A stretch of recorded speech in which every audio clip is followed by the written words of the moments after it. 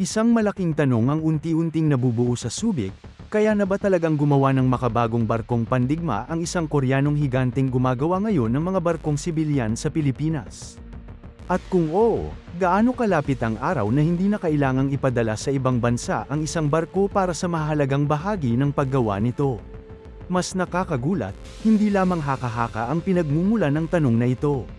Mayroon ng aktwal na barkong itinayo sa Subic, at ayon sa isang ulat mula sa South Korea, nakikita ng mga eksperto sa industriya ang posibilidad na magamit ang karanasang ito bilang pundasyon para sa paggawa ng mga barkong pandigma sa Pilipinas. Ang tinutukoy natin ay ang HD Hyundai Heavy Industries, isa sa pinakamalaking gumagawa ng barko sa South Korea. Kamakailan, inilunsad sa kanilang pasilidad sa Subic ang Orion Jade, isang malaking barkong pangkalakal na may kapasidad na humigit kumulang 115,000 DWT. Mahalaga ang pangyayaring ito hindi dahil barkong sibilyan lamang ito, kundi dahil ipinapakita nitong kaya ng pasilidad sa Subic na humawak ng malaki, komplikado, at mataas ang pamantayang proyekto sa paggawa ng barko.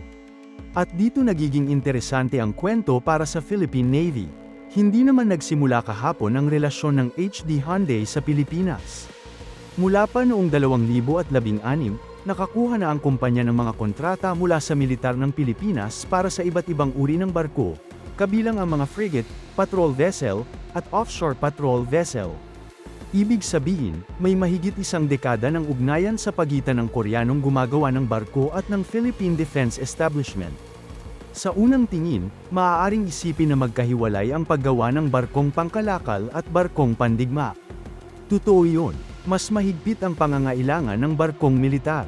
Kailangan itong magkaroon ng mga sistema para sa komunikasyon, pamamahala ng labanan, radar, armas, sensor, protection, at iba pang kagamitang hindi makikita sa karaniwang barkong pangkalakal.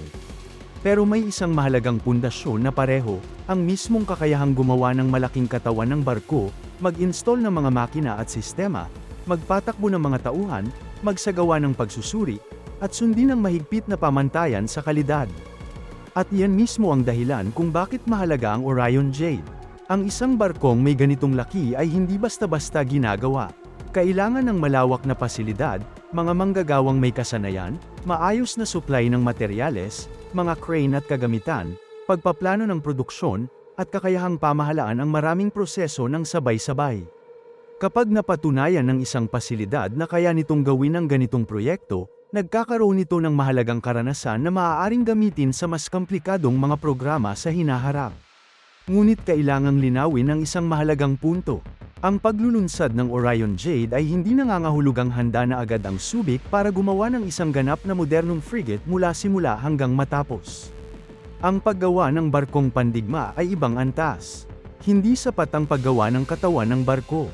Kailangan ding magkaroon ng kakayahan sa pagsasama-sama ng mga elektronikong sistema, armas, sensor, komunikasyon, at pamamahala ng labanan. Kailangan ding tiyakin ang seguridad ng sensitibong teknolohiya.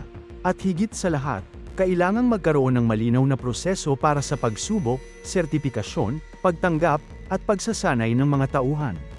Kaya ang mas makatutuhanang tanong ay hindi, kaya ba bukas? Ang mas tamang tanong ay, mayroon na bang pundasyon para makarating doon? At dito nagiging positibo ang larawan. May karanasan na ang HD Hyundai sa paggawa ng mga barkong pandigma para sa Pilipinas. May aktwal na pasilidad ito sa Subic. May mga manggagawang Pilipino na maaaring patuloy na sanayin. May karanasan na rin ang lokal na industriya sa paghawak ng malalaking proyekto sa paggawa at pagpapanatili ng mga barko. May isa pang napakahalagang halimbawa mula sa ibang bansa. Sa Peru, nakipagtulungan ng HD Hyundai sa Sima Shipyard para sa lokal na paggawa ng mga bagong barko para sa hukbong dagat ng Peru.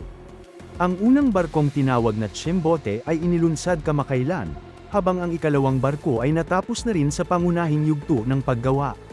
Ang modelo rito ay mahalaga dahil hindi lamang ito simpleng pagbebenta ng barko na ginawa sa Korea.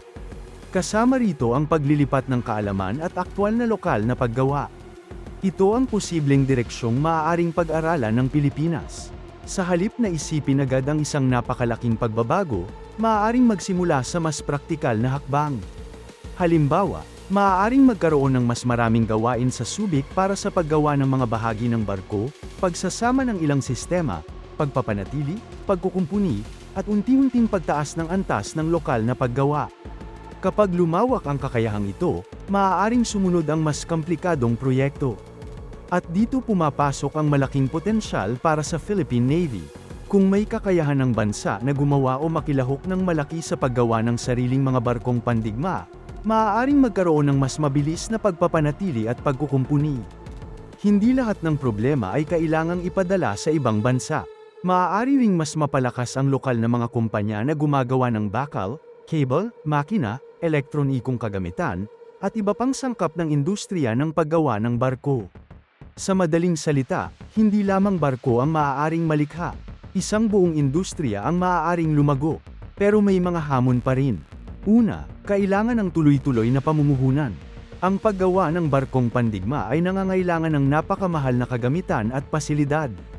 Ikalawa, kailangan ng sapat na mga inhinyero, welder, technician, electrician, naval architect, at iba pang espesyalista. Ikatlo, kailangang magkaroon ng matatag at pangmatagalang mga kontrata para sulit ang pamumuhunan. At may isa pang kritikal na usapin, teknolohiya. Maaaring gawin sa Pilipinas ang katawan ng barko, ngunit hindi ibig sabihin na lahat ng teknolohiya nito ay automatikong gagawin din dito.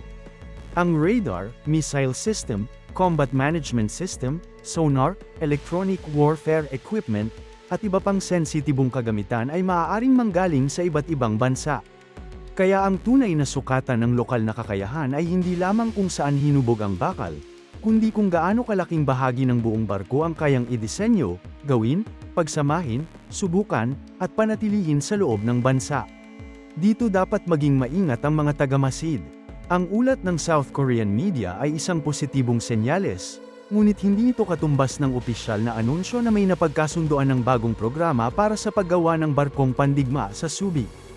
Ang sinabi ng mga eksperto ay isang pagtataya batay sa karanasan ng HD Hyundai sa Pilipinas at sa bagong tagumpay nito sa paggawa ng barkong sibilyan sa Subic. Gayunman, mahalaga pa rin ang pagtatayang yon, dahil ipinapakita nito na unti-unting nagbabago ang pananaw sa Subic. Hindi na lamang ito lugar kung saan maaaring kumpunihin o i-maintain ang mga barko. Unti-unti itong nagiging bahagi ng mas malawak na tanikala ng paggawa ng barko. At kung pagsasamahin natin ang lahat ng piraso, makikita ang isang posibleng landas. Maaaring magsimula sa paggawa ng mga barkong sibilyan, palawakin ang pagsasanay ng mga manggagawa, dagdagan ang lokal na mga tagapagtustos, at unti-unting ilipat ang mas komplikadong gawain sa Subic. Hindi ito mangyayari ng magdamag, ngunit bawat matagumpay na proyekto ay nagdaragdag ng karanasan. Sa huli, ang tunay na sukatan ay kung gaano kalaki ang kakayahan ng Pilipinas na magdisenyo, gumawa, magsama, sumubok, at magpanatili ng sariling mga barko. Kaya ang Orion Jade ay maaaring hindi pa barkong pandigma, pero maaaring itong maging mahalagang hakbang patungo roon. At iyon ang dapat nating bantayan sa mga susunod na taon. Kung nais ninyo ng mas malalim na pagsusuri sa mga hakbang ng Pilipinas sa pagpapalakas ng depensa, manatili dito sa channel. E-like, mag-subscribe, at i-on ang notification para sa susunod.